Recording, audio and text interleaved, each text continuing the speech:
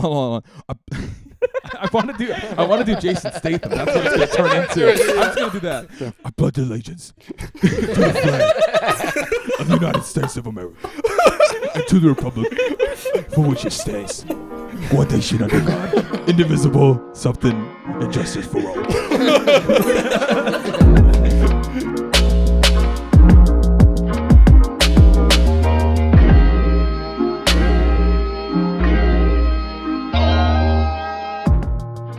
Hello, and welcome to the Bumpy Soup Podcast, a podcast where we discuss the big questions of life, like why are we here, where are we going, and can we grab Taco Bell on the way?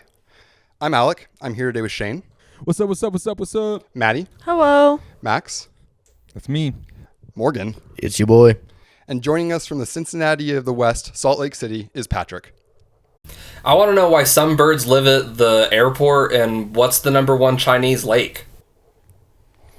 Those are my big questions. That's a good question. Define number one. Why are you worried about some birds living at the airport? I don't know. It's like busy and there's a bunch of people and it's loud and like why would birds choose to live there? Maybe, yeah, but why what does some type of live bird in are It's a little parks? dangerous. They're the types of birds who live off of humans. Well, I think they're just being aspirational. Damn, they're like, you took that from me. Yes, exactly. like I could be that someday. Yeah, that's got to be what it is. Aspirational, 100%. Or maybe they're just jealous. They're like, we've been fucking flying for thousands of years now, and these motherfuckers come in with aerodynamics. I invented aerodynamics. Exactly. Yeah, we learn from them. My great grandfather was the original. Yeah.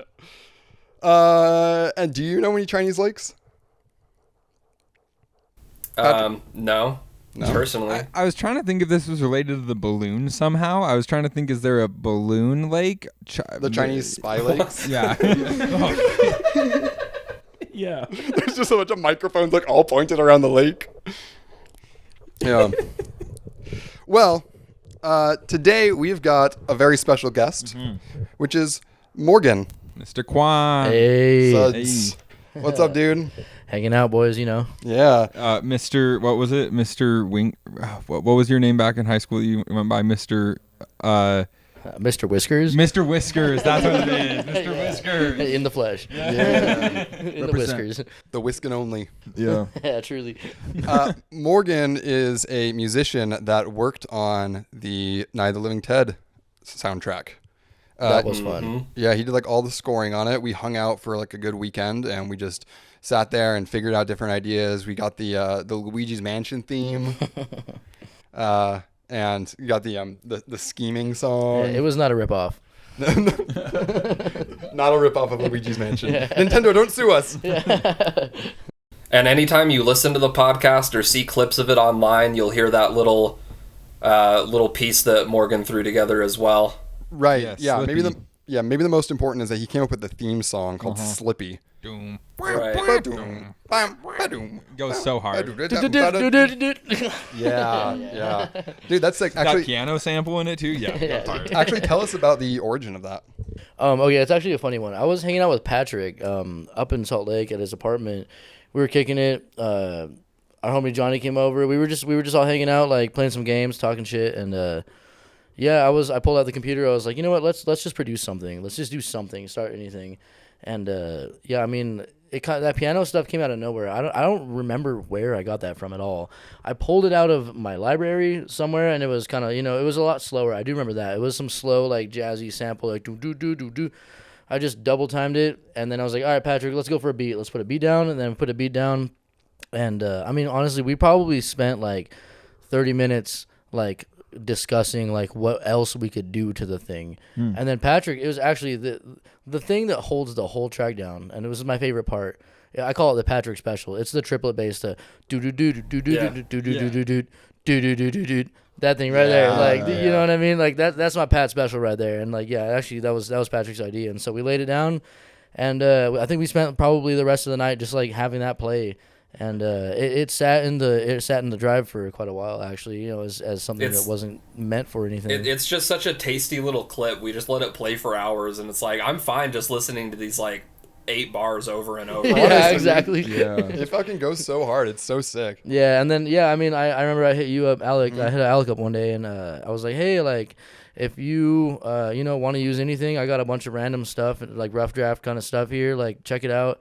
And then I mean, you hit me back up. You're like, yo, by the way, Slippy, that's the one. Yeah, like that was the first one I listened to too. You sent me a Google Drive full of like probably like 25 songs or something like that, and that was the first one I noticed. And I think the reason I got called to it is because Slippy is the name of the platform the online melee platform, and I don't know if that's where the song name came from.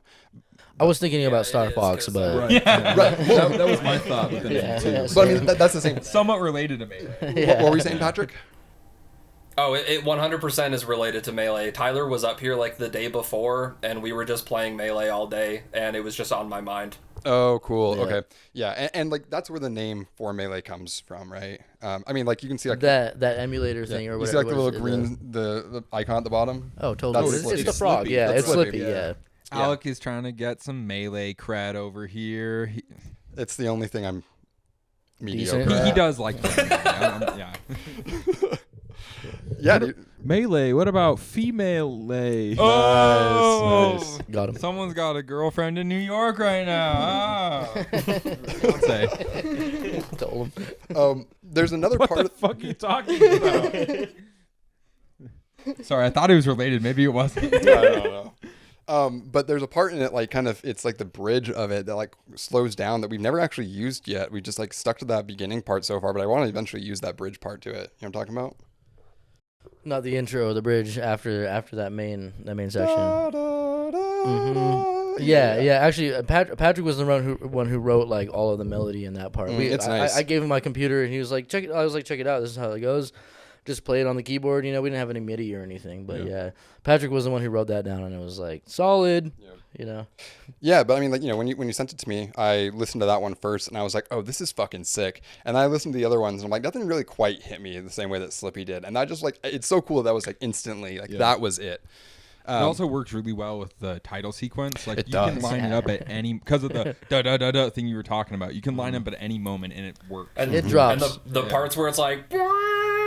you can like put up like little text on the screen that comes up. Yeah, and it works really well for on the pod where we use it, where we have the title of the episode come up. It ends up meaning I have to like cut up the title into like 3 distinct sections. I remember going through that with you. Yeah. I was so excited when you were like, yep, you know what? I'm gonna use it for like the title sequence. I was like, yes, let's go. It has a home. But it gave my heart home. You know what I'm Good, saying? man. Yeah. Well, thank you for providing it. It For slaps. real. It I think slaps. we need to do a Meow the Jewels of that song. Just Patrick doing the meow just barely made me realize totally could be done. Yeah, I'm down. Yeah. I still need to do the Banana Boy track. Like, Yeah. Yeah, Emily is unfortunately not here. Otherwise, she would just definitely be telling you that we need to give you some samples to make some tracks related to. Yeah. I mean, all I need, I could probably make an entire drum kit and a bass line and like a lead out of the Yo Banana Boy track, like clip. So like, I ought to get on that. That's coming up. Cool. That'd be awesome. We also got some from Scott where he's like, bump it up. Yeah. So we'll get you those too. Cool. Well, thank you so much for joining us, Morgan. You're a bit of a vagabond, a traveler. Something like that. Yeah. Yeah. But you are going to, as we currently have planned, we got an episode of the actual good show that we're going to be filming here in the next little while called Stoner Noir, that you play a part in it. So you're going to be showing up on the little big screen. YouTube. Let's go. Yeah, let's go. And bigger. Yeah, YouTube that's right. is the little screen. The big screen is this one right here. Yeah, that's the big little screen, tiny screen. Yeah. No, actually, I think we should. I don't know. I'm really excited for the track with that one. There's a lot of musicians I have in mind who I'd like to include on that. Specifically, this girlfriend of mine who plays trumpet really well. So I think it could be really cool. Yeah. Fuck yeah, dude. Don't you have a sitar? My brother is playing sitar. He got one from the shop in Seattle, and he is absolutely killing it. Thing Sick. sounds crazy. Fuck yeah. Yeah. Well, we're gonna need some sitar music and some stuff like that for desert sequences. So Awesome. Let's go. I don't know. We'll figure it out. Anyways, how's everyone been doing this week? Pretty good. Should we talk about indie flicks on here? Promote it a little bit. Sure, we What's can cut going it on off if it doesn't work. So, well, I mean, it's already there. We have everything. We sent everything in to Indie Flicks, so we're going to be on their episode 1 and 2 of Good Show is going to be on a streaming service. Pretty neat. If you don't know about indie flicks, go check it out. They're pretty cool. They have a bunch of flicks that are indie. It's streaming service. You pay for it and you get a bunch of cool stuff. We're going to be some of the first like comedy material on there. Cool. Which is pretty cool. Yeah. Anyways, yeah, it's pretty exciting. We are still waiting. We just barely sent in all the rest of the material last night. So it should be going up live pretty soon, so keep a lookout for that. Sick. Yeah. Way sick. Yeah. Rad. So we're semi-legit, boys. Yeah. It's a streaming series now. Yeah. That's right. Yeah. I guess it's not really a web series, but kind of it's on the web. Does it count? Yeah, it's on the web. But now we're streaming. If we say streaming series, they don't know it's not on Netflix. Sure. And they can't do anything about it. Who's going to get mad at us? Do we want to be on Netflix? Well, in passing, I want people to think of me like I'm on Netflix. Sure. You know? There we go. Streaming series. Yeah, it's a streaming. I'm an actor. I want someone when they look at me to think Netflix. Yeah. But for no reason. It's like that episode of Community. You're just the living embodiment of Netflix. Go Netflix. You're only a week old. So this last week, I had a really interesting interaction with somebody. So Meg works at a tattoo shop, Lone Kitten, right? And every once in a while I go in, give her some sort of a treat or a snack, or maybe I forget my vape juice, so I need to go pick some up. She's always got it or whatever, right? So I go in, and I think I had like some Dr. Pepper for her or something. And I go in, special delivery, knock, knock, knock. And she's like, hey, what's up, blah, blah, blah. And I give her thing, and one of the clients she had just tattooed was talking with one of the other people in the tattoo shop, and she asks one of the employees, where's he from? And I think to myself, well, what do you mean? Like, asks about you? Asking about me, where am I from, right? Asked to one of the other employees at the tattoo shop, and the employee's like, I'm pretty sure like he like St. George. And so so she then asks me specifically, like, hey, where are you from? I'm like, oh, I'm like born and raised in St. George. I spent, a few months in Phoenix, a few months in Salt Lake, but like I'm from St. George. And she's like, oh, I thought you had like a British accent or something. And I was like, what the fuck? I can see it. Yeah. So had you been talking at that point? Yeah. In a British accent? No. No, how I am talking now, right? Wow. And so I'm like, what the fuck? Like, yeah, no, definitely not a British accent. Like, I'm from St. George. That's really it. We definitely talk. I talk like a guy from St. George, definitely. And so, like a weird experience, fine, whatever, right? Yeah. So Meg finishes up her tattoo, and I'm talking with her, and I'm like, what the fuck was that? Like, what? Do I talk weird? Do I sound weird? She's like, well, not really. Like, you have like kind of like a lisp a little bit and kind of a mush mouth, but I don't think you sound British. Mush mouth. Damn. Right? Girlfriend said that to you? But it's true, right? That's the thing. It's not like something that I don't know. Okay. And so I've been really cognizant of trying to speak more clearly, and it's like giving me headaches. Having to open my mouth more and like be more. Well, yeah, dude, just having the thought of British people in your head that often, I'd make my headache too, dude. Yeah, I mean, she might as well just called me Italian. Oh, fuck. Right. What a pain. Yeah, man. So I don't know. It was really weird. So I've been like really conscious of how I'm talking to people now, but like it's not gonna change. No. I still have a little bit of a lisp. I have a little bit of a stutter, and I've got a lot of mush mouth, and it's just what it is. Shane, could I ask you to talk in a British accent? I don't know that I can. Can you try? Yeah, okay. We want me to say. Oi, governor. Oi, governor. Okay, that was pretty good. Okay. I can see it. What else we got? Let's see. Keep them coming, baby. Yeah, can you say like the Declaration of Independence? I don't even know what I don't even know what it is okay, anyway. The Pledge of Allegiance. I don't know that I know that either. It starts off with I pledge allegiance. Well, I stopped doing it when I was like 14. Okay, well okay, yeah, okay. I don't think I'm gonna do it. You know what? For the sake of trying, I'll blow it. It's fine. Start with an oi, governor. Oi. Oi. Oh man. Fuck. I pledge allegiance. No. Hold on a second. Hold on. I want to do Jason Statham. That's what it's going to turn into. I'm just going to do that. I pledge allegiance to the flag of the United States of America and to the republic for which it stands, one nation under God, indivisible, something. and justice for all. Like Jason Statham is as close as you can get to being British while still being American. I think so that makes sense. Jason, are you out there? We found your twin. Dude. We never brought up Jason in those lame. I was gonna say, like, Jasons. that's maybe the one Jason that sounds like he should be a Jason. You know, is Sure. Statham. Well, I think the important part is the last name. Statham. Yeah, I think together, like Jason Statham and the fact that he talks like this. Yeah. Right. I'm the transporter. Jason Statham. Jason Statham. Jason Statham. Yeah, Jason Statham. It makes sense given that, but yeah, good. no. So I don't know. Anyway, that was like the weirdest thing for this last week is that someone thought I was British, and it like made me really not to say self-conscious, but like it like made me more like, do I talk weird? And it's hard to ask someone that because all they've ever heard was how I talk. So if it's not inherently weird at face value, then it's not going to be weird. Yeah, not British enough. No, Yeah. Wow. I've been mistaken for a lot of things in my life. Never British though. I'm Yeah. sorry. That's rough. Yeah. Well, me and Meg get German a lot. People think we're like Eastern European. Tourists. Yeah. When we go out to like national parks and shit, they're like, "Where are you guys from?" And I'm like, "Oh, I'm from Southern Utah." Yeah. Just tell him you're German next time. Well, I know just enough that I could probably get away with it. Nice. Say it in like a Jason Statham accent though. Or German in a Statham accent. Yeah, we're from Southern Utah. Sunny St. George. Yeah. Speaking of being confused, I got a story about this. Sick. So when I was living up in Salt Lake, Yeah. I was an Uber driver, and I went and picked up this guy The once. transporter. Yeah, I was a transporter. I picked up this guy once, and he was like Arabic. He was very like he had like a really strong, heavy accent. And he gets in the car, and we start Will you do driving. it for us? No, no, I will not, Shane. We get in the car, and he asks me a question, and it's in this really heavy accent, and so I don't understand. I'm just like, what was that? And he says it again, and I still can't understand him. And so, being the dumbass, polite-ish person I am, I'm like, yeah. And he's like, oh, okay. And then he keeps asking me things, and I soon realized that what he asked me is, are you Iranian?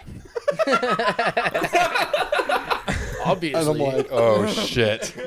Okay. And then he starts asking me more questions like, oh, yeah, are you from Iran? Are you blah, blah, blah? And I'm like, I'm just going to drive with it. I'll just stick out the lie. Yeah. So I'm like, yeah, my parents are from Iran. You know, they moved here. He's like, have you ever been to Iran? I'm like, no, I have some cousins there. So I've, visited them once. What are their names? Exactly. And I'm like panicking. And so he keeps asking me questions. And this drive goes on a lot longer. Normally these rides are like 5 minutes. This is like a 15-20 minute ride across town. And I'm just like, oh fuck. And as he gets closer and closer, I think he starts realizing like, this guy's bullshitting. This guy's not from Iran. Yeah. And finally it was very uncomfortable. I finally dropped him off and I was like, whew, got out of we it. just talked about like last week or a couple weeks ago how Allison Brie playing a Asian woman was bad, and now you're gonna act like an Iranian man. Yeah. You're part of the problem. Yeah, you're canceled. I was whitewashing Uber drivers. Oh shit. Yeah, white casting. Yeah, white casting. Maddie, have you ever been confused for an Iranian? Not an Iranian. What have you been confused for? I was over hanging out with my dad and my stepmom. Okay. And there's layers to this. My dad is also my stepdad. Okay. So I'm hanging out with them, and my grandparents had invited like some neighborhood lady over, and she was complimenting me and my little half-sister about how much we look like our mom. My stepmom is Chilean. My little sister has very like brown skin. Mm-hmm. She looks exactly like both my stepmom and my dad. I look nothing like either of them because I am fully adopted by both of them. And so I say, oh, she's my stepmom. And she goes, oh, well, you have an exotic look to you. You look just like your dad, too. And I say, no, still wrong. Oh, that's funny. That's cool. So we got one Iranian, one Chilean. Everyone else exposed themselves. What are you, Morgan? Yeah. What am I? Yeah, actually, yeah, Morgan. Here's the thing. Okay, my family's Mexican as hell, super Mexican. It's like across the border. I'm it's just my mom. Mm-hmm. My mom is like very white, like European, has Spanish descent, but mostly it's like French and Spanish like there. And so like it's funny because like the rest of my family much darker skin, look like my father. Me, not so much. And so, like, there's speculation as to whether or not it was the milkman. Right. And he has red hair. But, He has a beanie on. it's kind of a reverse thing for me. People ask me my last name. It's Espitia, and it's like people kind of freak out. It's like what is that? What is going on? And I'm like, it's Mexican, and people just freak out. And then they see me with my dad. The funny thing is I actually do get a decent amount of people who like I'll go out to a bar with my old man. Just looks not. I would say he does not look like. I do not look like my dad. No, not really. But like, it is appalling to me the amount of people who are like, "Oh, really? That's your dad? You look just like him." And I like at that point, that's when I have a hard time trusting people. It's like, it's like, okay, like I was gonna be like down with it, but like I don't know now. Like, are you serious? You think I look like that guy? Like, Wow. So yeah, it's kind of a reverse thing with me. But yeah, Trust issues because your dad is your dad. Yeah, exactly. Yeah. Precisely. Like, You fucking liars. The whole world is against yeah, me. exactly, dude. Yeah, I can't get it right. Like, Yeah. That's funny, man. My mom was confused me with being gay as a kid. That's kind of the same thing. I can see it. Yeah. Where are gay people from? Yeah. We're Belgish. Belgish? Yeah. Gotcha. Hey, have I told you guys about my DNA like ancestry results? Mm-mm. So, for Christmas 2 years ago, my mom gave the whole family like ancestry DNA lineage tests, right? And like, oh hell yeah, cool, right? She's got a whatever, you swab it, spit it, send it out, right? And so everyone did it. I was like the last one to do it, and we all like found some cool stuff. Whatever, it's pretty fun. And I sent mine in, and I got an email letting me know that my results were inconclusive. What? Yeah. And what is exactly the right answer, right? Because you're like, well, what the fuck does that mean? Inhuman? So that's the question. What are you? Is he gay? And so Ancestry. Am I gay? If you show him a picture of boobs and he thinks it's his dad, he's gay. Let's check it out. Let's test it. yeah, so That's deep. Yeah. so which is crazy, right? So they're like, yeah, like there wasn't anything. It did not work at all. And here's the thing about that. I read that, and the first thing I thought of was my father's alien abduction story. Okay, you're gonna have to tell that story now, right? Right. And that's the thing. This is what it's leading up to, right? Okay. So my dad has a bunch of really crazy stories because he was like on drugs for a lot of his life, right? So the validity of any of these things is like almost impossible to really tell. You can't really. It's just like take it as it Except is, for the right? alien thing now. Well, so that's the thing, right? So my dad did some things that were like frowned upon and like potentially illegal. He sold things that you shouldn't be selling because you're not allowed to, right? Okay. And he was planning to go meet somebody to either pick up or sell or whatever it was. And hit up his buddy, hit up the guy, and he's like, cool, man, yeah, I'll be ready in like a couple hours, whatever, right? So he's like, sick, well, I'll take a nap, and then I'll go pick it up or go drop it off, whatever he's doing. So he takes this nap and he wakes up, and it's like dead silent, quiet, nothing, which is like not crazy at like 3 in the afternoon. 2 in the afternoon, right? You live like you live in a small town, like it's not going to be necessarily loud, right? So he goes outside and he's like, well, fuck, I'll take a walk, I'll walk over to my buddy's house, and he's walking around and like, it's literally silent outside. There's zero noise. There's no wind in the trees. There's no birds. There's no animals. There's no road noise. There is fucking nothing at all, zero sound. And he's like, this is kind of weird, right? And he continues walking down the street, and all of a sudden, this dude is like sprinting from behind him, and he like turns around, and this guy is just like screaming, just like so scared. No sound.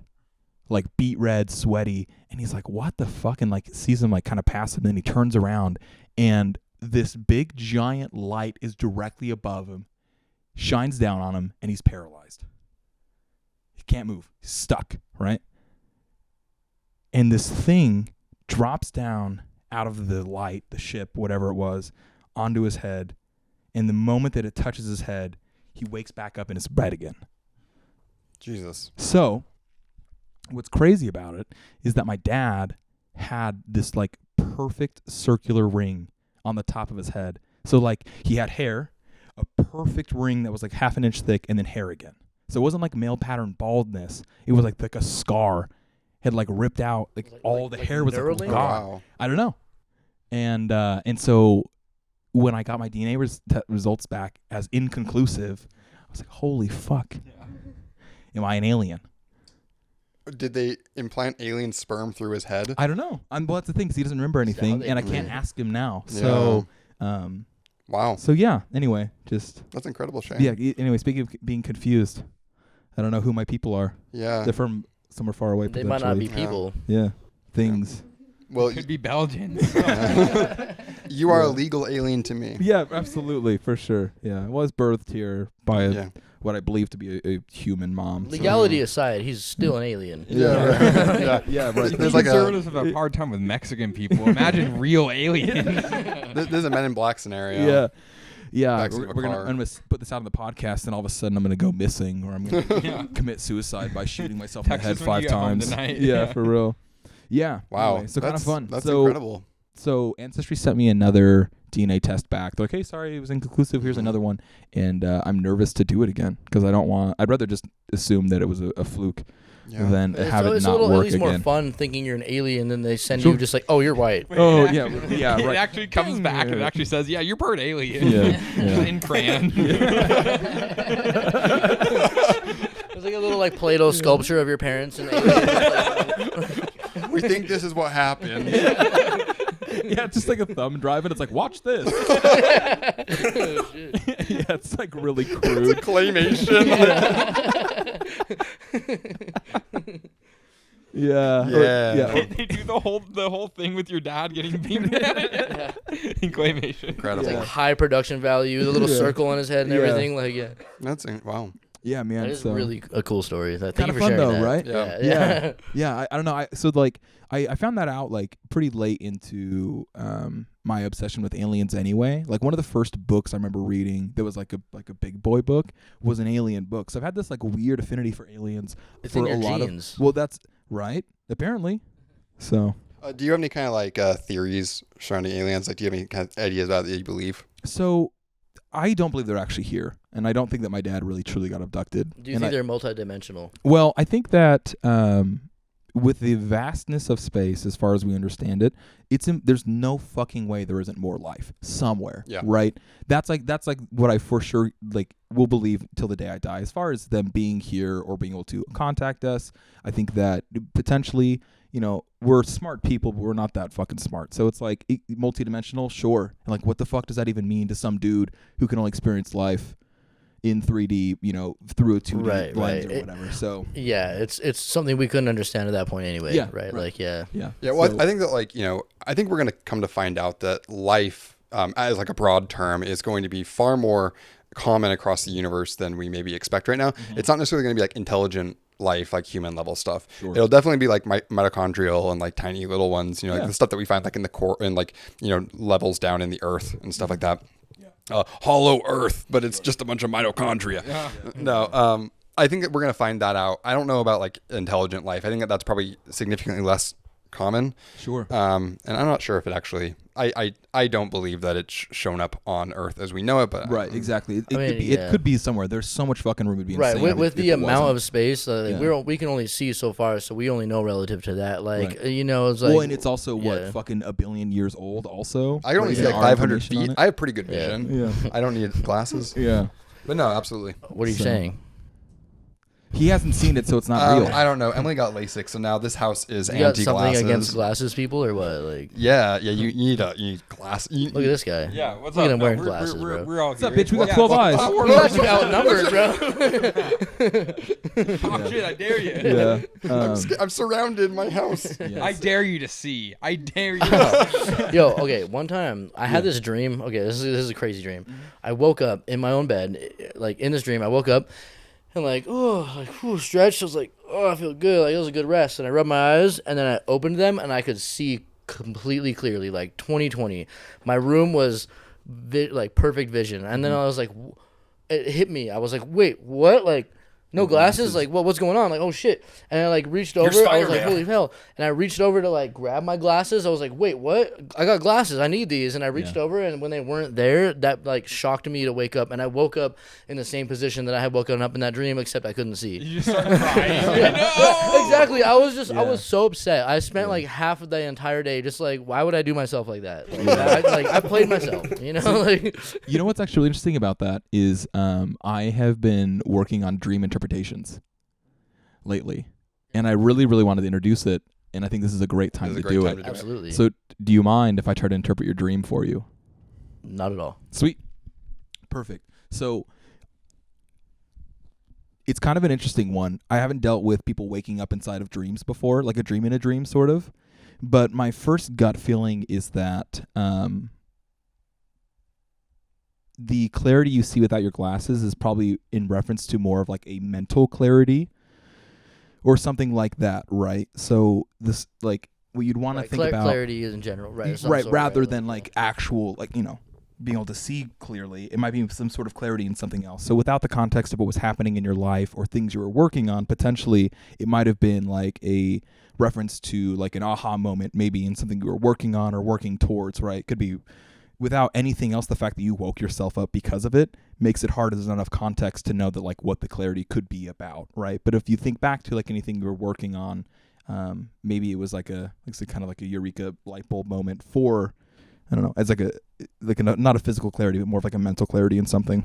Well, it's funny that I can't think of anything in particular like project wise, but I do know this happened during the time of my life where I was living with my father. Yeah. And like renting out, we were renting an apartment together, and like this was about like a month away from me moving out on my own for the first time. Interesting. Yeah. Okay. And so like that ended up happening. I got an apartment with a friend, and like we kind of shared our experience there and everything. But I could see how that like may relate to like you said, it makes a lot of sense that it could relate to a specific project or an aha moment, you know, like of discovery, or like, oh, this is how I should do this kind of thing. Right. And that might even translate to that thinking back, because that was such a big part of my life. Like, sure, you know, I lived with my mom forever, and then I moved in with my dad, which was a lot more freedom and independence in general. Yeah. But then it was like, okay, I want to spend some time living alone, and like there was like a whole solid 3 months where my entire life revolved around like, I'm doing it, I'm saving up for this, I'm moving out, you know, on my own and stuff. And then that dream came along, and I was like, whoa. Yeah. You know? So then I wonder then if maybe the glasses are more of a reference to like your crutches, right? These aids, like your parents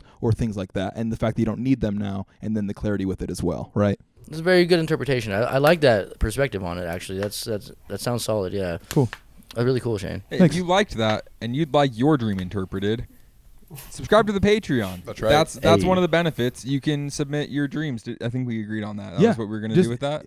Here's the thing. DM us on whatever, Instagram, TikTok, Twitter, on the Patreon, whatever. Comment it on YouTube, and I'll do it. I'll read it. I'll interpret it for you. You will. I would love to. I would love to do some more dream stuff too, honestly. Like at some point, like we could go pretty far with that, I think. Yeah. I have a question for you. So in like your regular dreams, do you have blurry vision, or do you notably have glasses? No, I don't have like okay, that's a funny thing, because there's no like noticeable obstruction here in my dreams. It's just like me seeing and doing my thing. It's almost as if I didn't have glasses, but it's not really of the focus of what, like, you know, my face. It's more so outward, you know. So is it like you just maybe recognize that because you were waking up in a place that you thought was your real life? In my dream, I woke up and he tried to like get his glasses in his dream and shit. Exactly. Right. Yeah. Actually, so Matt, do you normally wear glasses too? Or? I go back and forth. Okay, so I guess all three of you. Do you guys have like perfect vision in your dreams? Yeah, so the only time that I have glasses in my dreams is when they are a problem, right? So, like, I don't have glasses. I'm not wearing glasses actively when I'm sleeping or dreaming, unless it's, like, because they're getting in the way, or they're falling off, or, like, I've broken them, or they're really dirty and I'm trying to clean like, it's them, a point of the dream. And that was the only time I've ever had a dream where glasses were a part of it. Right, yeah. Like, yeah. Yeah, where it's like it's a part of a problem or an issue at that point, right? Or a concern even. Yeah, exactly. But I'm not wearing glasses in my dreams. It seems like almost one of those things where, like, you know, were you going to say something, Patrick? I wear glasses in my dreams. Oh, really? Yeah. What a weirdo. How do you know? Because my dreams are almost always from third person, so, like, I'm looking at myself, and I have glasses on. Yo, what? Yeah, go into that a little bit more. Yeah. What do you mean? Third person? Yeah, third person. Explain like. Are you lucid? Yeah, I almost exclusively dream in third person. The only times that I dream in first person is when I'm having like a nightmare. And my nightmares almost always have to do with like something being behind me or like just out of my field of vision. And so in my dream, I'm constantly having to like look over my shoulder and shit. But yeah, pretty much all of my dreams are from third person, and I'm like looking at myself, or sometimes I'm not even in my dreams and it's kind of just like I'm watching a movie, or like I think this happens for everyone where like you can tell that someone is supposed to be you, but it doesn't look like you. Like I remember in one of my dreams, I think I had just watched like Holes or something, and I was Shia LaBeouf. Right. But, like I could tell it was me. I don't know. That's who you're supposed to be, Patrick. Yeah. Right. You want to interpret that one, Shane? Well, I think that dreams that are specific to media you've watched are a lot harder to interpret and mean a lot less, right? So, like, with the only context being that you were Stanley Yelnats doesn't fucking mean anything, right? I mean, I feel like Patrick is just kind of the Shia LaBeouf to my life in general. I feel like that doesn't surprise me. That makes sense. I think that Isn't he kind of a shitty guy? Yeah, Shia LaBeouf sucks. Yeah, he You is. hear that, Patrick? Never mind, I That's changed what my Max thinks mind. of you. I don't know anything about Shia LaBeouf since Transformers. Yeah, Shia LaBeouf abusing women, I guess. Yeah, there we go. Darn. I liked the part where he said, all the movies I've made are really bad, and cried for like 24 hours in front of everyone. That's hard. Yeah. Yeah, but what about Transformers? Yeah. That was actually That's really what he was good. crying about. Maybe he needs to transform his perspective. Yeah. Oh shit. Yeah. Patrick, I think that actually maybe says something about you in a way that I can't quite put my finger on. I was initially thinking the fact that he can remember like TV shows so well, like if you're like viewing things from a third person perspective instead of living them in the moment, it makes sense that you'd be able to remember them easier. Yeah, Patrick, it kind of trains me to be kind of like an onlooker on situations, I guess, maybe. Patrick, when you see something in your dreams, do you mutter it to yourself? No, but in real life he does. Yeah, no, Dave dude, is no. always- All right, there's a lady with 3 titties, and we're testing the marshmallow machine. Yeah, no. This is a question for Dave. Do you talk in your sleep? Dave's there. Is Dej in the room with us right now? No, I do talk in my sleep sometimes. She wakes me up sometimes. Yeah.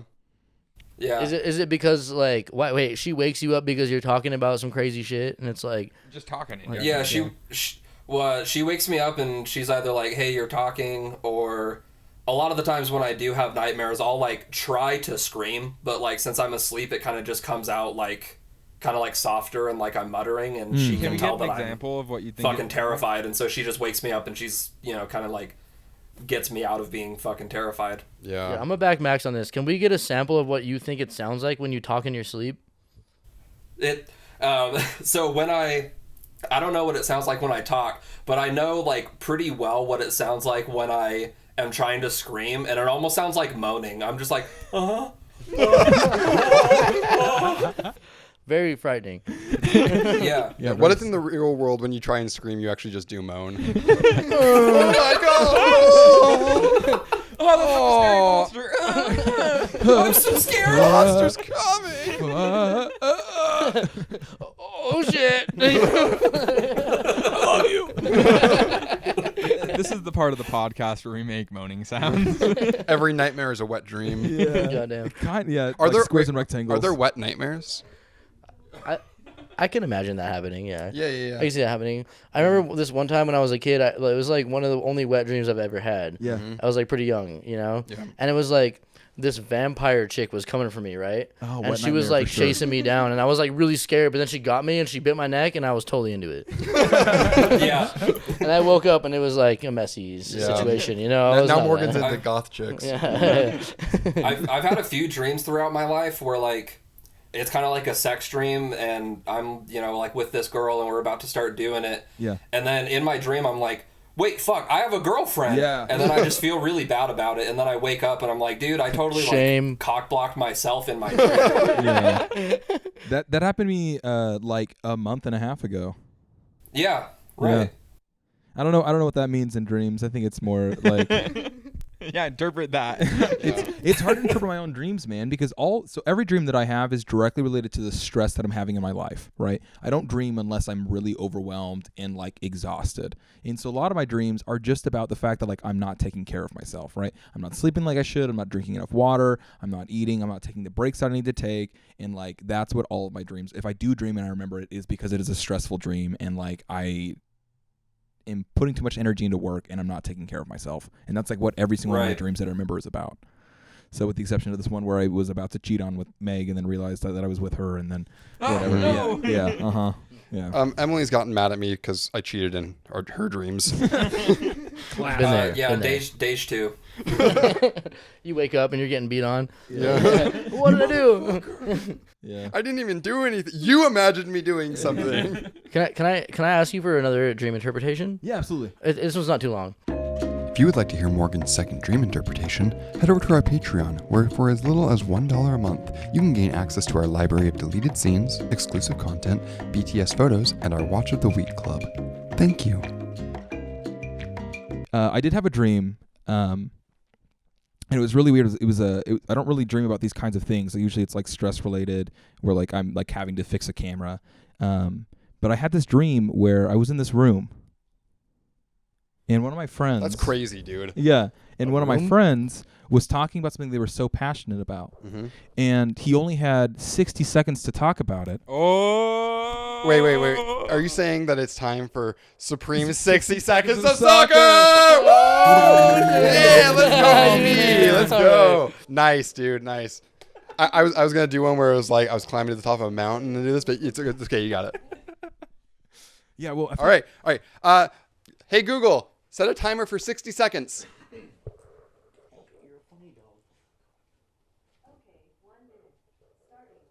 Go. Okay, welcome to Supreme 60 Seconds of Soccer. Let's go. Firstly, Real Salt Lake changed the name of your stadium. Okay, now on to actual soccer. Fulham drew 0-0 with Chelsea on the 8th. It's a good point. I don't really feel any need to talk about this game more. So back to RSL. They completed the signing of Brian Vera yesterday. Brian is a Colombian left back coming from America de Cali. He signed for in March 2022, which is like not even a year ago. That's kind of suspicious. I don't really know. Brian Vera joins Brian Oviedo and Brian Ojeda as people named Brian at RSL. He also joins Joe Bryan as people named Brian who play at teams that I support. Too many Bryans. So welcome to Utah, Brian Vera. Moving on again, American Jesse Marsh is out as manager at Leeds, leaving American internationals Weston McKennie, Tyler Adams, and Brendan Aronson playing under another American interim manager, Chris Armas. I thought Marsh would have kept him up this season. I think this is a kind of weird decision. I know that they're like right above the relegation zone, but it seems pretty weird to me, especially after spending all that money in the okay. No. You're done. I thought I had a lot more time. I had so much more written. Sorry. That's it, man. Stop. Okay. Well, last week Shane got 1 point for predicting a draw. No one else got any points. Let's go through predictions. I don't know where Morgan is, but Alek, what do you predict for Fulham versus Nottingham Forest? For Nottingham Forest, I'm just gonna go. Well, I think that Fulham's gonna go up 2, but then Nottingham Forest is gonna steal 2 of those points back, and it's gonna be 0-2 because the Robin Hoods are gonna come through. Mm-hmm. So 2-2. No, 0-2. Wait, but Fulham's okay. They steal the points. Yep, they steal the points. Okay, Right. 0-2 to Forest. Yep. Okay. To Forest. Yeah. All right, Quan. Fulham 2-0. Thank you. Shane. I really would like to give you an honest answer, but I am not going to. I'm going to say 10-10, draw, and lots of fun. Lots of fun this time. All right. Patrick. I'm going to do Fulham 3-0. That's right. See? Maddie. 2-1 Fulham. 2-1 Fulham. Okay, and I am going to say I'm going to say 3-1. Nice. 3-1 Fulham. We got all our bases covered. Alek got Forest. Everyone else went Fulham. You got the Nice. draw. Someone's getting points next week. I support the underdogs, Yeah. You support Nottingham. the underhogs. Nottingham. Something there. Yeah. What about these dogs? By the way, speaking of dogs, in addition to our classic Daisy Pud over there, Classic. we got Zero. Zero, come here. Oh, he's We got Lil Nil. Wait, hold on a second. Holes full circle, dude. Or Shia LaBeouf full Zero. circle, 0. Zero. Wow. Wow. Oh, it's okay. You're a good boy. You don't have to cry. Have him do it again. Cry. 0. Oh, Yeah. Oh, Daisy's. what? There's also 2 dogs. cats in They're his house dogs. somewhere. Yeah, it's They're just around. dogs. Okay, this is getting chaotic. Yeah, they're dogs.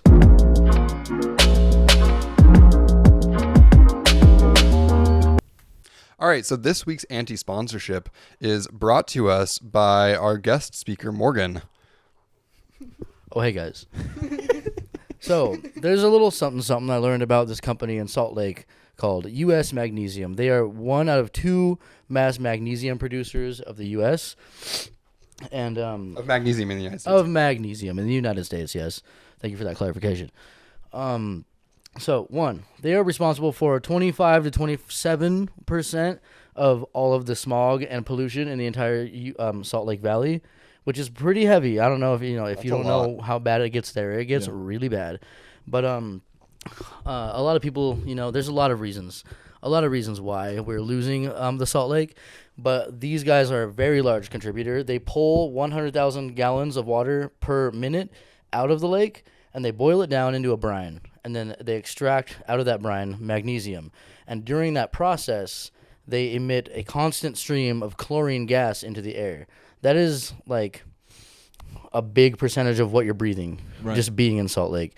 Just the other day, the like, I can't remember what it's called, AQI, right, or something, the Air quality index. Air quality index, yeah. So it averaged about, like, spending 24 hours up there in that valley was the equivalent to smoking 3.5 cigarettes. Right.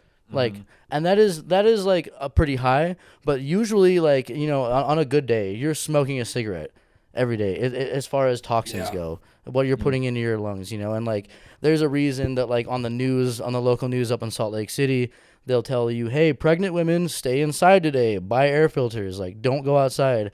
It's pretty bad. And I recently moved up there, and I really, really enjoy the area, but, like, I think it's pretty shitty. Yeah. Honestly, that is happening, and it honestly infuriates me. And, like, I don't know, I personally am not aware of what I can do to change that, because, and Max brought it up, Cox, like the governor, a lot of these people are just lobbied into saying nothing about it because of the fact that they are 1 out of 2 of the U.S.'s biggest suppliers of magnesium, which is, it is needed in a lot of applications, like, their product is needed for a lot of things, which sucks. So I think the biggest thing at this point is not like, hey, let's blow this place up or shut it down, but, like, let's, like, somehow rally to work to put into place some checks, just like, something that can make everyone aware of what's going on and say, hey, be more responsible with the way you're going about this, because they're literally draining the lake dry, which exposes toxic lake bed chemicals, aside from arsenic. Aside from the fact that they're blasting chlorine into the air that everyone up there breathes. Like, it's pretty heavy. So fuck U.S. Magnesium. You suck, magnesium. Yeah. So anyone who doesn't know, like, at the bottom of the Great Salt Lake is a bunch of arsenic, and if it goes dry, that just starts getting blown by winds into, like, it becomes like that entire area is going to be essentially uninhabitable without guaranteed cancer. So, like, and this is completely avoidable in the fact of, like, there is more than enough water coming down from the mountains from the snow melt, and they're choosing to keep on giving it to companies so that the Great Salt Lake is getting lower. Anyways, if you don't know anything about the Great Salt Lake getting lower, look it up. It's crazy. It is spooky. It's bad. I mean, it's straight up fucking poisoning the people of northern Utah. Like, it is killing them today, yesterday, for the last however many months. It's happening right now. Yeah. It's poisoning the people of It's Utah. like an alarmingly low number of years until it becomes like a place that people literally cannot be because there will be poison sky. Yeah. So in my environmental science class a couple years ago, they were talking about this, where if another place where this has happened already is in California. There is a river or a lake that they let dry up, and it's now the biggest dust bowl, like, in the United States or in the world. But it creates, like, all of the dust that we deal with that here in southern Utah and all over, because it's just this huge area, and Salt Lake, and the Great Salt Lake is bigger than that. Like, it would be crazier, and it's filled with arsenic. Like, it's like, it's horrifying. Anyways, Governor Cox, Well, fuck you, but also do something about it. Fuck Mike Lee. Yeah, fuck Mike Lee also. Mike Lee. Honestly, anybody in charge in Utah is a fucking Yeah. nightmare anyway. We'll do a whole anti-sponsorship about the Utah State Legislature. yeah, but for right now, U.S. Magnesium, fuck you. Yeah, fuck U.S. Magnesium. Absolutely. Do something. Yeah, and U.S. Magnesium, if you want us to take this off the podcast, send us $10,000. Otherwise, fuck you. Yeah. We need to get a little anti-sponsorship pod or for a theme song. This is the John Cena sound. Today. Yeah. Well, now that we've gotten through that, Yeah. let's get to the watch of the week. Watch of the week. Yo, TPB. Watch of the week. I'm so excited to hear your thoughts, Patrick. They're going to be good. I know they are. Fuck yeah, know what I'm saying? Yeah, so let's just do a little introduction. So the watch of the week this week is Trailer Park Boys, Season 5, Episode 6, Don't Cross the Shitline. It's time, baby. It's time. Patrick has been salivating to talk about this show. And so, Patrick, how I about you? fucking love Trailer Park Boys, dude. It's so good. I don't know what it is about it. I fucking love that show. Do you think it's the Canadian accent? I think that really does play a part of it, yeah. It has to, right? Holy shit, wait. All of the Canadians are here right now. Oh my God. Stop Dude. No. The Perfect band. time for the Canadians The to Bible. band, the Canadians. It's real. Yeah. Yeah. You guys are Canadian- sitting the amongst air guitar. Washington County Fair royalty, and I hope you can all appreciate that. Yeah. Yeah. Sick. Fuck yeah. Yeah, I think that Trailer Park Boys, I think like what you're talking about, like where it's so good, it is different than I feel like most other shows. And the fact that like it does this mockumentary. We were watching this episode earlier today, and I kept on asking myself, like, is this a mockumentary or not? Like, Yeah, because there's a scene when J-Rock is in the car driving off that he's looking at the camera talking to it. Patrick, do you know? Yeah, it is supposed to be a mockumentary. They address the camera people and the sound people at several times throughout the show. They'll be like, quit fucking following me around. There's a scene where, not in this season, because Ray's trailer burns down in this season, but there's another episode in another season where there's like a fire inside the trailer, and Ricky like throws down the big boom mic, and he's like, drop that shit, dude, fucking help me, like this place is on fucking fire. Like they do address the fact that they're being filmed at a few points throughout the show.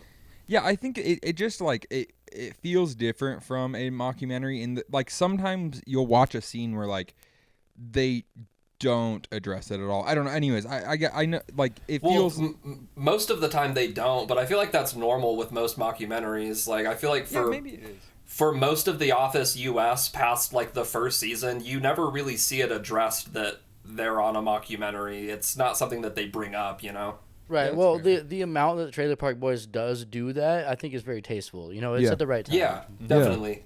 But It's only when it can add to the humor of the scene that they Yeah. do address it. Right. True. And another thing that I think it makes it a lot like really different from most other like shows that we're going to talk about and just in general that most people know is like the budget, right? Where like even once they started getting What more budget? money, yeah, right, like Right. Yeah. because of that, I think it forces them into like different kinds of jokes, right? Where like they don't have any setups. I don't know, but it like I feel like it makes some of the jokes come out more because it's like strictly the writing and strictly Yeah. the acting. It doesn't have anything else there. Yeah. Well, it really emphasizes like the environment in which these people live, right? Like Yeah. it's a situation where these people don't really have real jobs. They're living off like, welfare or basically just having no money. All of the three main characters are criminals and they're constantly like selling drugs or having some illegal scheme to make money.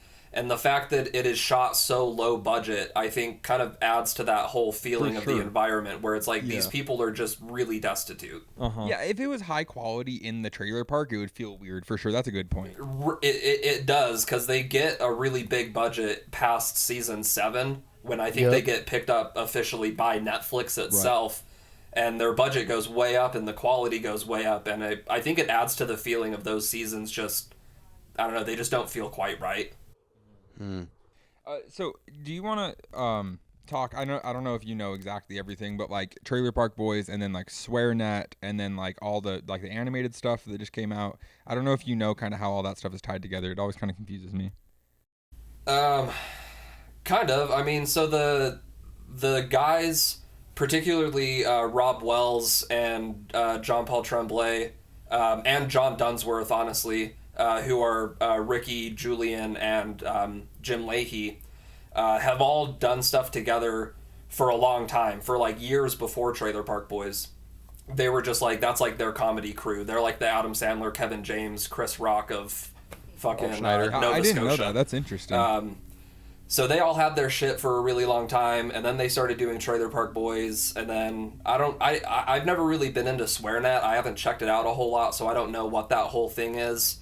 But it was just kind of like the next thing that they wanted to do, because Trailer Park Boys went down for several years. So that was kind of what they were doing in the meantime. And then Trailer Park Boys got picked back up by Netflix when it got dropped by Showcase.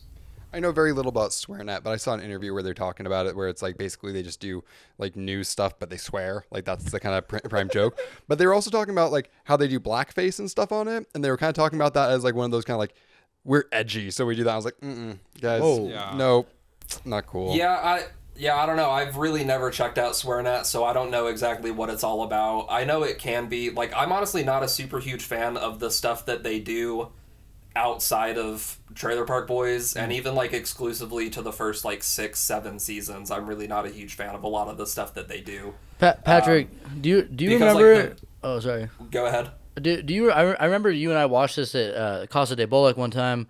Do you remember? I can't remember exactly what it's called. It's like the wacky fun time drunk tard friggin' good time show or something, and it's like this weird meta like production of like Trailer Park Boys being filmed, but then there's like this mad scientist who like poisons everyone with this drug. What the fuck? No. You've I not don't seen that? remember Okay, that at all. I need to Another find it. dream. Yeah. It's a thing, dude. I will find out what it's called, dude. Did you have perfect vision during it? I couldn't find my glasses anyway. So I know that SwearNet.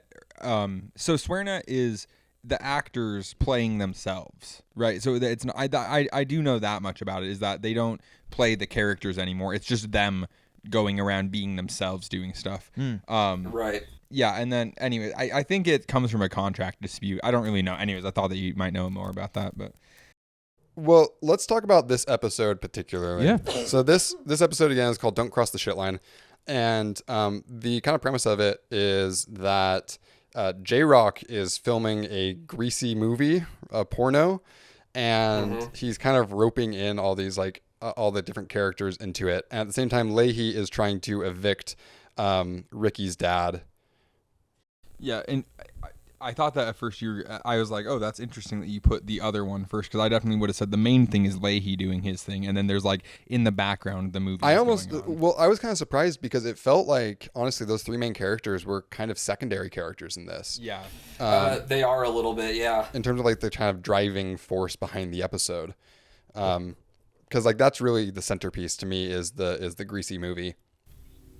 Right. Yeah, that's interesting. I mean, I guess like just like storyline wise, it comes into effect like midway through the episode, so it seems a little bit less important. But I guess everything. Well, I think also revolve. to Alek, the reason why the J-Rock's greasy Trailer Park Girls Gone Wild is kind of the centerpiece for this episode is because it kind of is.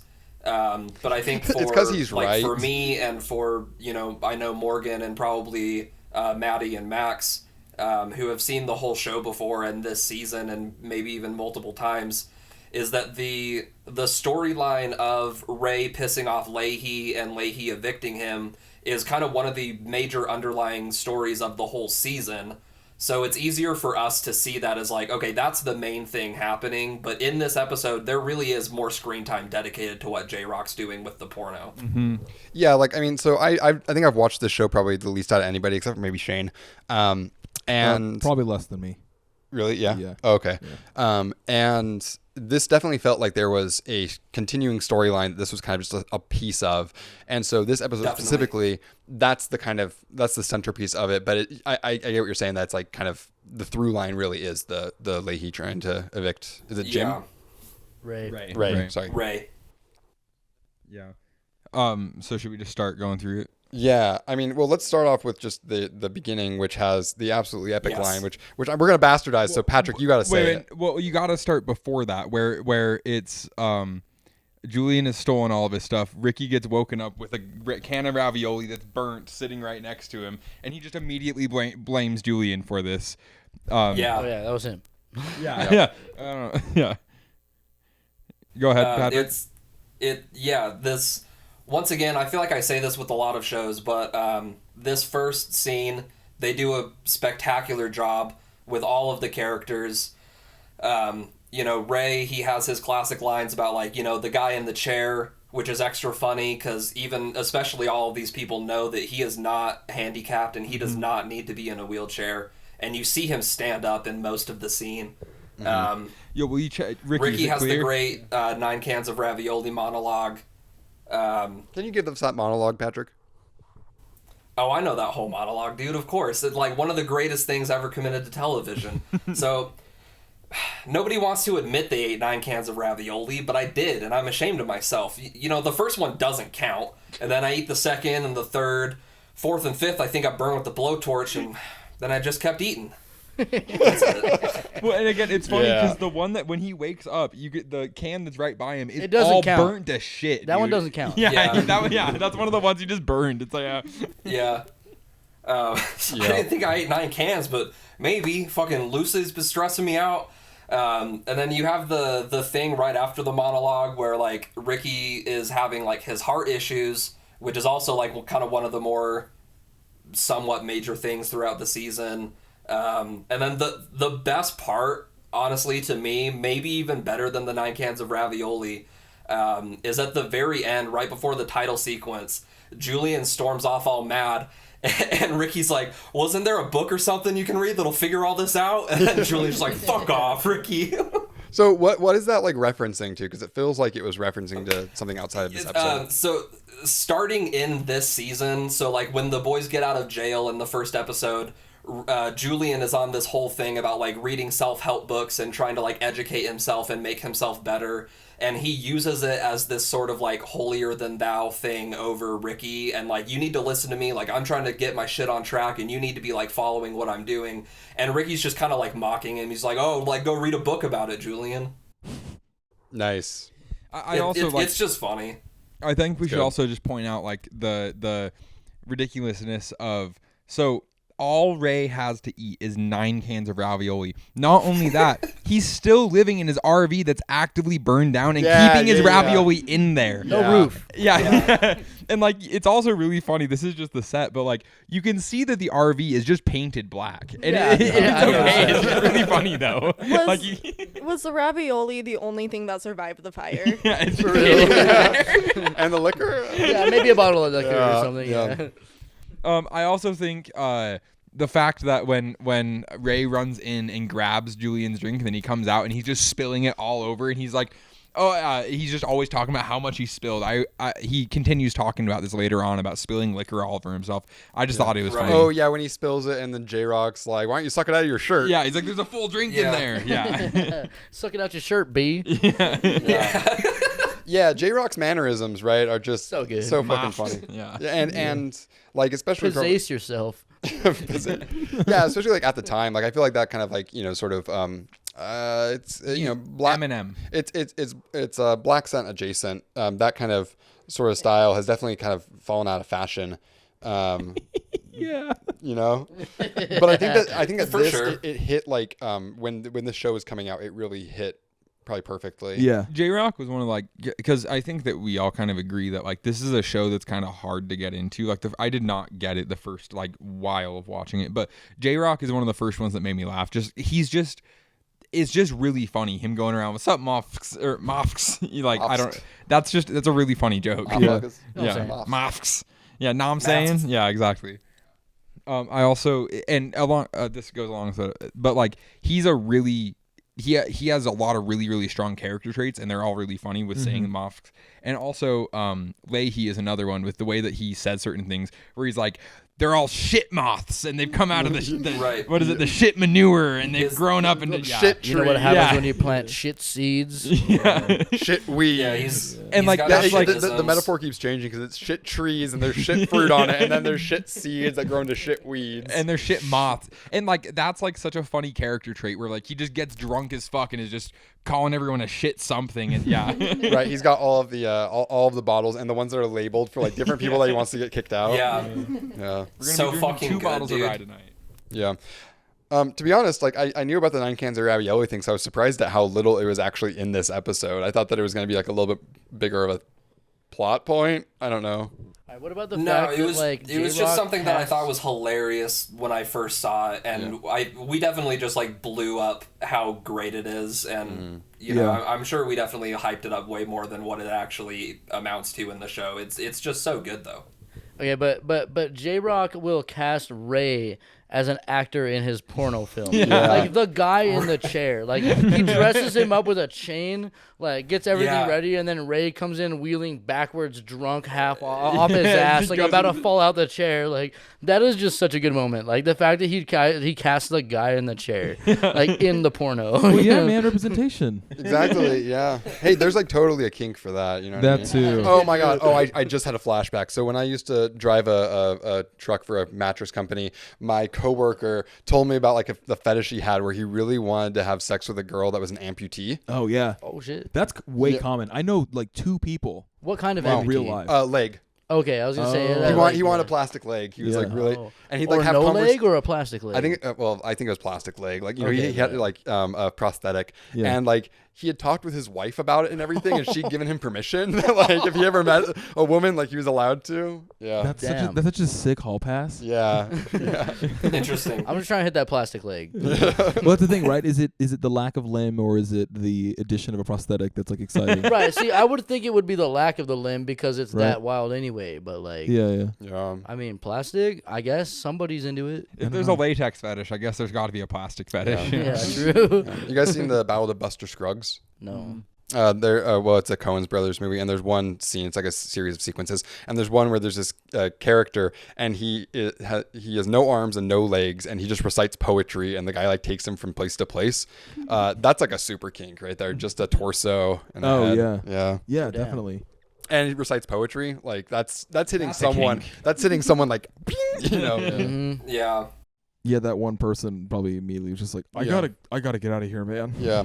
But speaking of playing roles in the porno, fucking Bubbles, in the where he's playing, what was it, like Colonel Leonard or something like Colonel that. Leslie Colonel Leslie. In From Russia with the Love Bone. Yeah. from Russia with the love bone. Yeah. I appreciate that they like he started with parody porns and then moved into like What was more what was real the other ones. one? It was like the lumberjack thing. He was a lumberjack in the Bear Pimp Project. Yeah, the The Bear Bear Pimp Project. Yeah. Yeah, and Bubbles dressing up in there is really good. Another joke from before this. This is when Randy goes over to arrest Ray the first time, and he's about to like fight Ricky and is it Julian? He's standing. He's about to fight him, and he goes to take his pants off, and Ricky's like, "Why do you always have to take your pants off when you fight me?" Oh, yeah, and then yeah. he goes and helps him take his pants off. He's like, "These "Don't are touch my my pants." pants. Yeah, Don't those take are them my off." pants. Yeah. And Maddie had something to say about that. There's definitely there has to be fanfics of Randy and Ricky that go so hard. Oh, yeah. Ricky at one point drags Randy Randy back shipping? away like with his belt loop. Oh. That's so intimate. Yeah. Yeah. I'm for it. Yeah. I looked for the fix. Oh, There did you? is only one, unfortunately. You're Can I just see not it? deep enough into You'll it. show me, right? You got it. I want to see it. Yeah. You're not I in the have it pulled up. Okay, man. you're not in the park web where they have that. Yeah. That's That's funny. funny, dude. Yeah. It makes sense though, for sure. I also had, and this is once they start getting ready to film the porno and stuff. J-Rock says, "I can't have mosques eating hot dogs in my video." Yeah. Yeah, like I do love the idea that that like Bubbles and Ray are only there for food or for liquor, and they're not giving it to him beforehand. You know, that's bad on set. Etiquette. That's poor producership. Yeah, when Leahy and Randy show up to like crash the party, they're like snooping around outside, looking at all the bins of stolen grocery stuff, and Yeah. DVD comes out, and he's like, get out of here, Randy. There ain't no cheeseburgers back there, dude. Get out of here. What are you doing? Like, Get off our property. Oh wait, it's just perfect. Is his name DVD? Yeah, well, Mr. T, but yeah, Oh, Tyler, he goes by DVD, right? Oh Like, yeah, where he calls him. I like that Leahy and the cops always use their real names, like Tyler, or Jamie. Jamie. Oh, is it Richard that he calls Ricky? Richard. Yeah. Ultimate disrespect. It's just something I'm noticing when I'm looking at my notes, and this just goes along with like the idea that like Trailer Park Boys is just kind of a little bit different in that like most of my other notes are about like little moments, or I can say like one little thing that is like that. Almost all of these are lines. It's like that's such a ridiculous thing to just say, or like, you know, in the moment, like, and that's what Trailer Park Boys is. It's less about like writing a moment that happens and more about just like the insanity of what they say in that moment, you know, like saying, why do you have to take your pants off to fight me? You know? Yeah, Patrick, so you talked about this actually on like our second podcast, but you talked about how Trailer Park Boys is more almost about having just like these characters that are really well developed by the actors, kind of just brought into situations. It's less like plot centric and more just characters being in places. Absolutely. Yeah, I think that's really, I think you see a lot of that in the show. And I think that scene also maybe can show that as well, because the way that scene doesn't make sense, like Randy's trying to take his pants off because he wants to fight Ricky, and Ricky's like, oh, I'll help you, and he takes Randy's pants off, and then Randy all of a sudden doesn't want to take his pants off. It feels a little bit to me like that scene was kind of improvised, and like maybe Ricky wasn't supposed to help him take the pants off, but Rob Wells was like, fuck it, this will be funny. Yeah. And then Randy has to roll with it, and he's like, well, I feel like I have to get offended now. And so like I feel like a lot of that scene didn't go the way it was supposed to, but it was just so good because these people can be their characters so well that it ended up being better than what they had written. Well, and I think that's kind of my theory. These were, I know that like Bubbles wasn't Bubbles before he was like Cartboy or whatever, but like were these characters before Trailer Park Boys, or did they make them for Trailer Park? Because it does really feel like that, where like these are characters they created a while ago and then they just placed them here. I think some of them, maybe not like super character specific, but a lot of their stuff has been centered around, you know, kind of being criminals. There's like a short film that Ricky, Julian, and Leahy were all in like 97 or 98 or something, where they do play pretty similar characters. Ricky and Julian are both, like, I think one of them had just gotten out of prison and they have some kind of scheme, and Leahy is like a mall security guard or something. So like the same kind of setting and the same types of characters I think they have been playing with for a really long time. The Paul Blart Mall Cop prequel. I do remember Patrick showing me that, actually. Alcoholic Paul good. Blart. Yeah. Are you implying that Paul Blart is not alcoholic? That's the subtext of the movie. No, dude, he's hypoglycemic. Haven't you ever watched it? I hope that's true. Is that canon? Yeah. That's canon, dude. You know That's why he has to be like eating like pixie sticks every 30 it's like seconds. a huge part of like the major, like him saving the day, and he fucks it up because he's all... Hypoglycemia. I cannot believe that you remember the plot points of Paul Blart. The only part of that movie that I remember is him reaching underneath the dustiest, crustiest refrigerator to get, grab like, a sucker. Yeah, right. Yeah. That's what it is. Yeah. Yeah. He's fiending, man. I can't believe you don't remember that, dude. I'm gonna be real. Like, I try to block out as much of Paul Blart as I can from my memory. I do not remember any of that movie. It's just a sweaty Kevin, whatever his name is. Blart doesn't even rhyme with cop. Yeah, come on. Is it supposed Small to? carp. I don't know. It definitely sounds like it's supposed to rhyme together. I guess Blart, Paul and Mall Mall rhyme, so yeah, I don't know. Paul Mall. Paul Ball. Paul Ball. Also, the fact that it's a PG version of Die Hard, like literally. Yeah, I haven't seen Die Hard, but I'll believe you. I mean, No, guys ever see even down to it being centered around Christmas, it's Right, yeah. literally the exact same thing. Do you think that's actually how they wrote it, like that on purpose? Yeah, no, actually 100%. Like everything is exactly the same. It's like this guy who I think in Die Hard, I think John McClane like isn't a cop anymore, or he's like a cop outside his jurisdiction or something. So he doesn't really have like the legality to be doing all of these things. And it's in some like bank or something. There's like these teams of people who have like the reindeer names as like their code names that are breaking in to do this heist. They take prisoners, and John McClane has to like try to save everybody, and it's centered around Christmas, and it's also kind of a love story. He's like trying to get back together with his wife. It's the exact same thing, dude. Like, like beat for beat. I have no doubt in my mind that it was meant to be like a kid's version of Die Hard. 100%. Does John McClane also have hypoglycemia? Man. John McClane truthers. Yeah. Well, I guess at that point, like the adult version would be just alcoholism, right? And for reference, plot of Die Hard is that John McClane is a New York cop, and he's flying out to his like separated wife in California, who works at this business, this corporation, and it's a Christmas party, and there is Hans Gruber, who's Alan Rickman, and his like group of cronies that are doing a heist. Alan Rickman plays a part in this? Yeah, Alan Rickman. Yeah, he's the bad guy. That's He's like where Hans he got his Gruber. break. No, wait, when did this come out? Die Hard? You're talking about Die Hard? 89 or something like Yeah. that. Oh, okay. Way Yeah. older than I thought. Yeah, we I've actually- never seen it. Yeah. We watched it pretty recently, actually, like Yeah, around I wa- Christmas. Alan Rickman is awesome. Yeah, he is, and he's great in that role. Rest in Yeah, peace. I real, I rest in watched peace, Die Hard, yeah. and I'm gonna be real. Like the whole time I was watching it, I was just thinking, like maybe this was cool when it came out, but there's too many references to it now. I can't think of it. But like Alan Rickman is like the only good part of that movie for me. I thought when I was watching it, but I don't know. I think that there's a lot of iconic scenes and things that they do. It didn't hold up quite as well as I wanted it to, but I think that's because I thought of it as just a really dumb action movie. And it's not a really dumb action movie. It's just like it's a good action movie that became like a strong blueprint for all the action movies. We disagree on this. It is a really dumb action movie, and that's the objective truth. I'm sorry to tell you.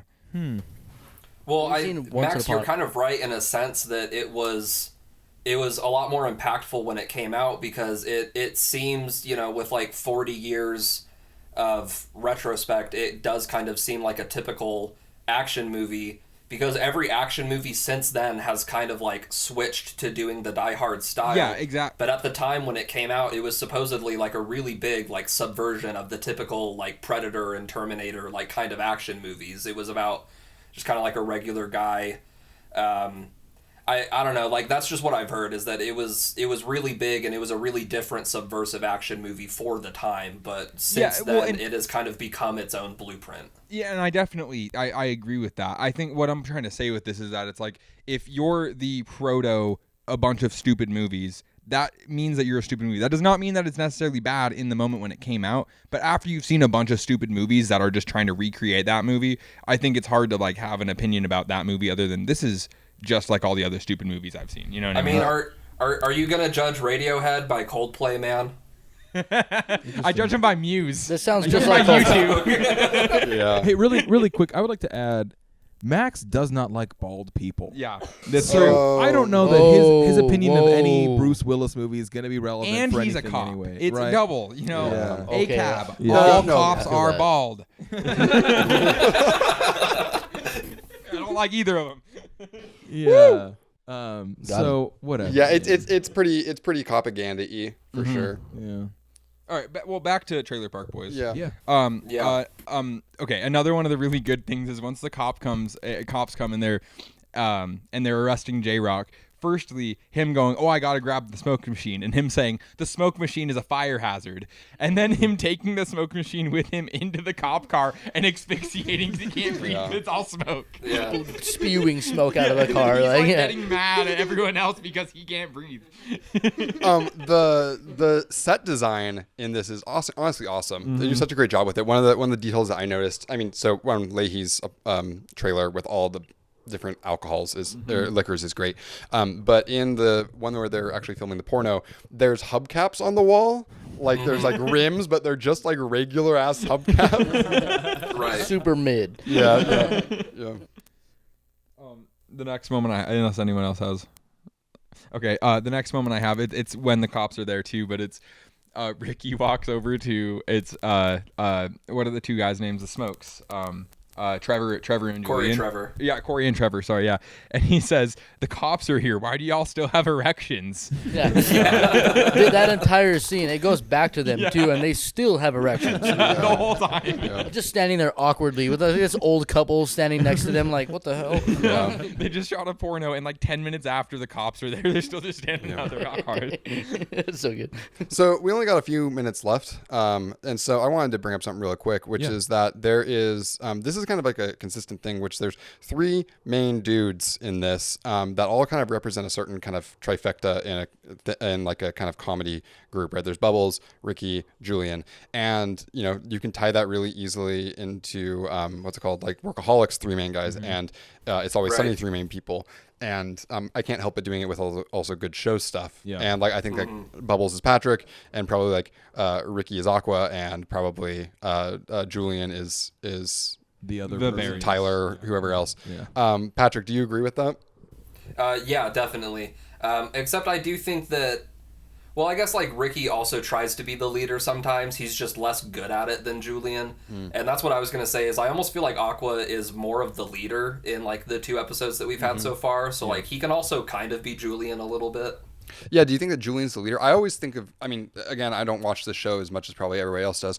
I always think of Ricky as being like the kind of not main person, but like the kind of lead. Right. Julian is the voice of reason. At least most of the time, I think. Yeah. I mean, I feel like we can sum this up really easy here. Ricky is Ed, Julian is Double D, and Bubbles is Eddie, right? Gotcha. Yeah.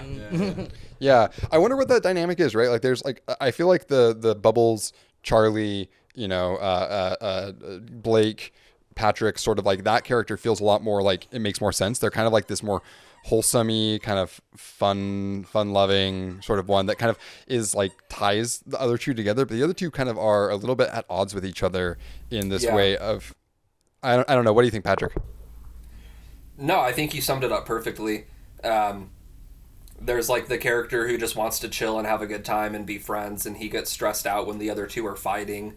And I think usually one of them has to be smarter than the other, like the Durs versus Adam, or Dennis versus Mac, or in this case Julian versus Ricky, where Julian is the smarter one and he kind of should be the leader, and he is the leader a lot of the time, but Ricky is so strong-willed that he can't help but be offended and also try to be the leader, and usually ends up getting them into trouble, and then it's Julian's job to get them out of trouble. Yeah, it's I mean it kind of seems like I think we were talking about on the Workaholics one, but it's like this narcissism versus insecurity sort of thing, which I don't know. 100%. Yeah, and I think like that isn't always 100% what it is. Like, I mean, I guess maybe it is, but it's like those kind of different ways of approaching it as being like, I'm going to be right because I need to prove that I'm right. Whereas like it's almost this condescending or like kind of like I'm better than you sort of why they think they're right. Right. Well, I mean, that's really, I think, who Julian is a lot of the time. He thinks of himself kind of highly because he reads self-help books and he feels like he's got his shit figured out. And I mean, what's his competition? Like Bubbles? Like Bubbles is kind of a smart guy in his own way. Ricky's just dumb as fuck. Like he only has his grade 10. That's like all he has to his name. And he has a daughter who is addicted to cigarettes and throwing bottles at people. So like Julian doesn't have much competition, and he is kind of right to think of himself as the voice of reason. Yeah. I want to, there's 2 other quotes that I want to go through really quick, if that's all right. The first one is the cops come up to arrest Ray at the very end, and he goes, "You've been committing disability fraud." And Ricky goes, "He's in a chair. How is that a frog?" Like incredible joke. And then you get also a good Rickyism, yeah. This is like just a total throwaway. Go ahead. Oh, sorry. Go ahead. You added one more. Go ahead. Yeah. So this is just like a total throwaway that just happens. One of the cops puts on a glove, and someone says, "Are those for balloon animals?" And it just no. It doesn't even talk about it. Just randomly, that's it. Yeah. No. Randy Okay, I was going to bring this one up Randy's too. Like, this what? is also no way. one of mine. The cop is putting on the glove, and Ricky's like, "What are you putting on gloves for?" And the cop says, "Oh, I'm going to make balloon animals." And then Randy gets all excited, and he's like, "No way!" Okay, yeah, it's a little bit bigger. Also, Ricky says paralysis or paralysis Paralysis, or something At like first it's perilous, then it's paralysis. that. Yeah, there it is. Yeah. Sorry, go ahead, Patrick. Though. I said everything. It was just like how he puts on the glove and says it's a balloon animal, and just how excited Randy gets is always so funny to me. He's like, "No way!" I really like how after that scene, Randy and Leahy are like talking about the whole thing that went down, and like Leahy has to clarify to Randy that being disabled is not a crime, but pretending to be disabled is. Yeah. Funny. No, that was a really good moment. Too. Yeah, it rocks like directly into the camera too. It's so fucking funny that it's like now kids remember. Yeah. Right. Yeah. Dude, Rick Dunsworth, dude, he's so Another fucking part funny. that I think is really funny too, that's like kind of low key, is they get on Ray for drinking a whole quart of liquor and passing out. And like Ray is a big alcoholic, Julian is an alcoholic, and Leahy is obviously the biggest alcoholic. Yeah. So Ray drinks this whole quart of liquor and it's too much for him and he passes out and everybody's on him about it. And then like a couple scenes later, Randy and Leahy are in their trailer and Leahy has all of those bottles of liquor and he's like, he has one for Ray and one for J-Rock because they just got both of them arrested. And he's like, we're polishing off 2 quarts tonight, boy. Like he's excited. He can take this. He's excited about how much he's going to drink, like twice as much as what Ray drank. Right. And like that, yeah, dude. Leahy is one of the best characters in this whole thing, and that like obviously he's bad, but I don't know, like he plays him so well. Like there's a lot of times where he does things that I wouldn't think is funny, but just the way that it's John Dunsworth, I don't, dude, yeah, he is so. There's that one scene that always gets posted of him running in and just falling all over everything. Right. Yeah. Not everyone could do that. He does it so funnily. Like, yeah. Anyways, yeah, rip. he plays being drunk insanely well. I also think his daughter, who plays Sarah, is also really good too. She's not as like flashy in her performances, but I think she just is also a really solid actor, like being kind of like the foil to Lucy. Wait, that's Leahy's real life daughter? Yeah, that's Leahy's real life daughter. That's cool. Crazy fun. Yeah.